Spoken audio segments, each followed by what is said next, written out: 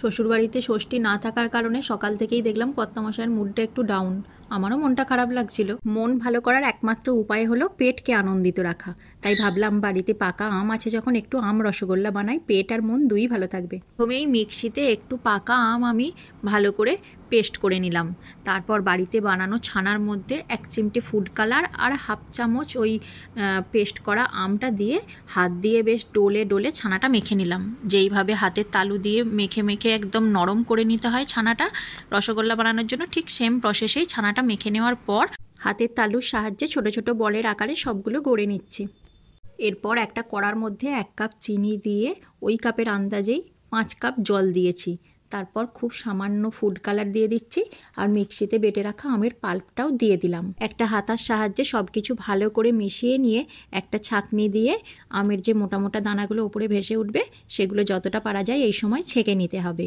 তারপর রসটা যখন টকবক করে ফুটতে শুরু করবে সেই সময় আরও একবার ছাঁকনির সাহায্যে ওপর থেকে সব কিছু ছেঁকে তুলে ফেলে দিতে হবে। এইবার একটা হাতার সাহায্যে 1 বাটি রস তুলে নিয়ে ফুটন্ত রসের মধ্যে ছানা আর আম দিয়ে মেখে রাখা বলগুলো আস্তে আস্তে ছেড়ে দেব।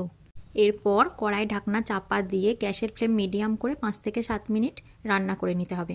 এই সময় খুব ঠাকুরকে ডাকছিলাম, যেহেতু আম দেয়া আছে ভয় লাগছিল রসগোল্লার মধ্যে রস ঢুকবে কিনা। এদিকে কড়ার ঢাকনা খুলে তো আমার অবস্থা খারাপ।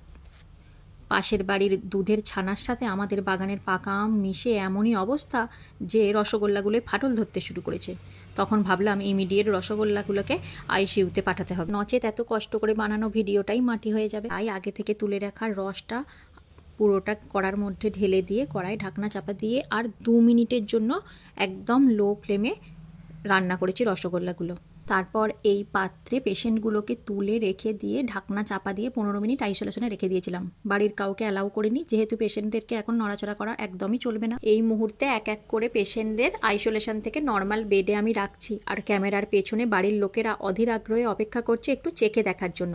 বললাম দাঁড়াও, আগে আমাকে একটু চেক করে দেখতে তো দাও, লিভার হৃৎপিণ্ড সব কিছু ঠিকঠাক আছে কিনা। এতক্ষণ অনেক ইয়ার্কি করলেও রসগোল্লাগুলো কিন্তু খেতে খুবই সুন্দর হয়েছিল। তবে তোমরা বানানোর সময় একটা কথা মাথায় রাখবে, ছানা মাখার সময় আমের পাল্পটা যতটা পারবে কম দেবে, নচেত কিন্তু এরকম রিস্ক জোনে চলে আসবে।